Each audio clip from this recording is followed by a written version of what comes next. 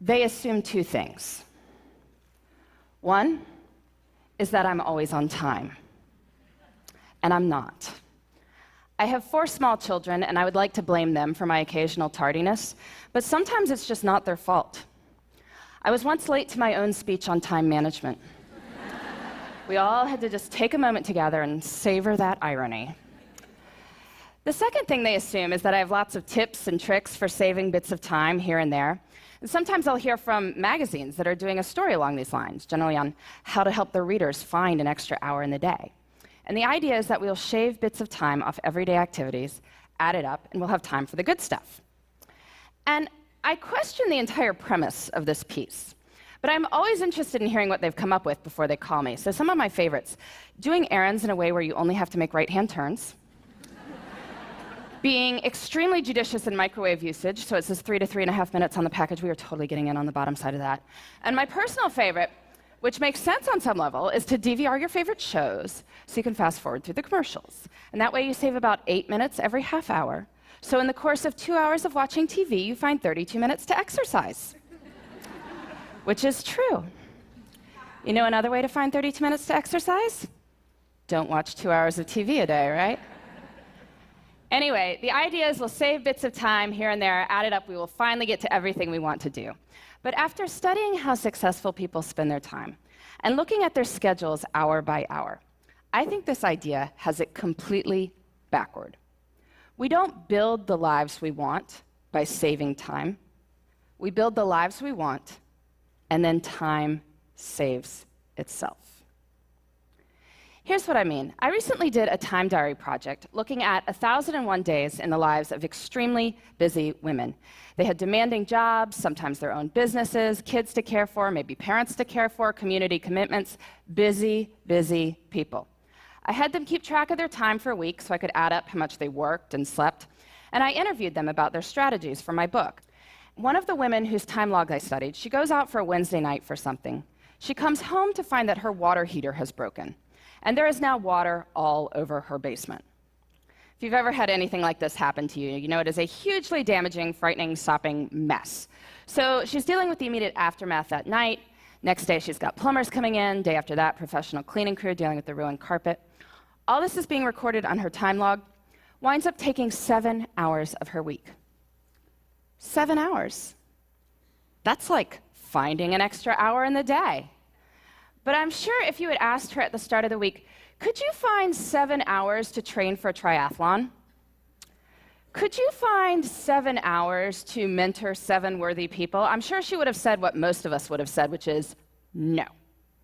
Can't you see how busy I am? Yet when she had to find 7 hours, because there is water all over her basement, she found 7 hours. And what this shows us is that time is highly elastic. We cannot make more time, but time will stretch to accommodate what we choose to put into it. And so the key to time management is treating our priorities as the equivalent of that broken water heater. And to get at this, I like to use some language from one of the busiest people I ever interviewed. By busy, I mean she was running a small business with 12 people on the payroll. She had 6 children in her spare time. I was getting in touch with her to set up an interview on how she had it all, that phrase. I remember it was a Thursday morning, and she was not available to speak with me, of course, right? But the reason she was unavailable to speak with me is that she was out for a hike, because it was a beautiful spring morning, and she wanted to go for a hike. So, of course, this makes me even more intrigued, and when I finally do catch up with her, she explains it like this. She says, "Listen, Laura, everything I do, every minute I spend is my choice.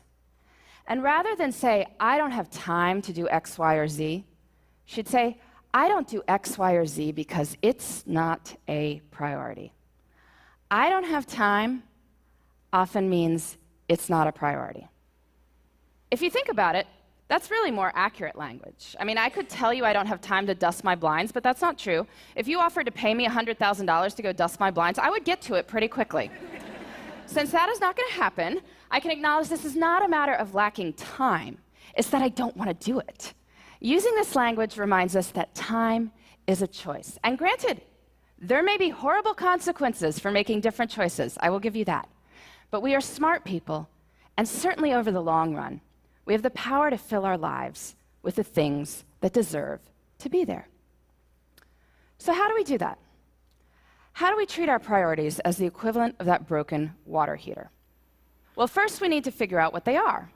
And I want to give you two strategies for thinking about this. The first, on the professional side. I'm sure many people coming up to the end of the year are giving or getting annual performance reviews. You look back over your successes over the year, your opportunities for growth. And this serves its purpose, but I find it's more effective to do this looking forward. So I want you to pretend it's the end of next year. You're giving yourself a performance review, and it has been an absolutely amazing year for you professionally. What 3 to 5 things did you do that made it so amazing? So you can write next year's performance review now. And you can do this for your personal life, too. I'm sure many of you, like me, come December, get cards that contain these folded up sheets of colored paper, on which is written what is known as the family holiday letter. Bit of a wretched genre of literature, really, going on about how amazing everyone in the household is, or even more scintillating, how busy everyone in the household is. But these letters serve a purpose, which is that they tell your friends and family what you did in your personal life that mattered to you over the course of the year. So this year's kind of done, but I want you to pretend it's the end of next year. And it has been an absolutely amazing year for you and the people you care about. What 3 to 5 things did you do that made it so amazing? So you can write next year's family holiday letter now. Don't send it. Please, don't send it. But you can write it. And now between the performance review and the family holiday letter, we have a list of 6 to 10 goals we can work on in the next year. And now we need to break these down into doable steps. So maybe you want to write a family history. Well, first you can read some other family histories, get a sense for the style. And then maybe think about the questions you want to ask your relatives, set up appointments to interview them. Or maybe you want to run a 5K. So you need to find a race and sign up, and figure out a training plan, and dig those shoes out of the back of the closet. And then, this is key, we treat our priorities as the equivalent of that broken water heater by putting them into our schedules first. And we do this by thinking through our weeks before we are in them. I find a really good time to do this is Friday afternoons. Friday afternoon is what an economist might call a low opportunity cost time.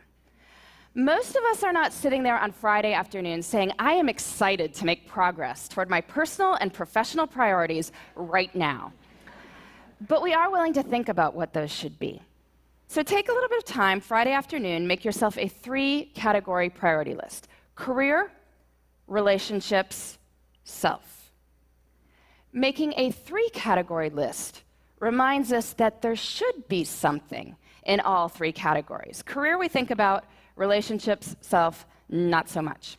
But anyway, just a short list, 2 to 3 items in each. Then look out over the whole of the next week and see where you can plan them in. Where you plan them in is up to you. And I know this is going to be more complicated for some people than others. I mean, some people's lives are just harder than others. It is not going to be easy to find time to take that poetry class if you are caring for multiple children on your own. I get that. And I don't want to minimize anyone's struggle. But I do think that the numbers I am about to tell you are empowering. There are 168 hours in a week.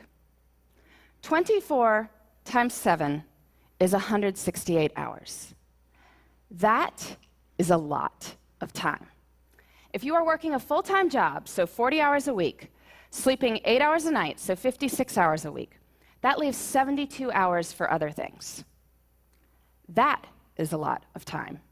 You say you're working 50 hours a week, maybe a main job and a side hustle. Well, that leaves 62 hours for other things. You say you're working 60 hours. Well, that leaves 52 hours for other things. You say you're working more than 60 hours. Well, are you sure? There was once a study comparing people's estimated work weeks with time diaries, found that people claiming 75-plus hour work weeks were off by about 25 hours. You can guess in which direction, right? Anyway, in 168 hours a week, I think we can find time for what matters to you. If you want to spend more time with your kids, you want to study more for a test you're taking, you want to exercise for 3 hours and volunteer for 2, you can. And that's even if you're working way more than full-time hours. So we have plenty of time, which is great, because guess what? We don't even need that much time to do amazing things. But when most of us have bits of time, what do? Pull out the phone, right? Start deleting emails, or otherwise we're puttering around the house or watching TV. But small moments can have great power. You can use your bits of time for bits of joy. Maybe it's choosing to read something wonderful on the bus on the way to work. I know when I had a job that required 2 bus rides and a subway ride every morning, I used to go to the library on weekends to get stuff to read. Made the whole experience almost enjoyable. Breaks at work can be used for meditating or praying. If family dinner is out because of your crazy work schedule, maybe family breakfast could be a good substitute. It's about looking at the whole of one's time and seeing where the good stuff can go. I truly believe this. There is time. Even if we are busy, we have time for what matters. And when we focus on what matters, we can build the lives we want in the time we've got. Thank you.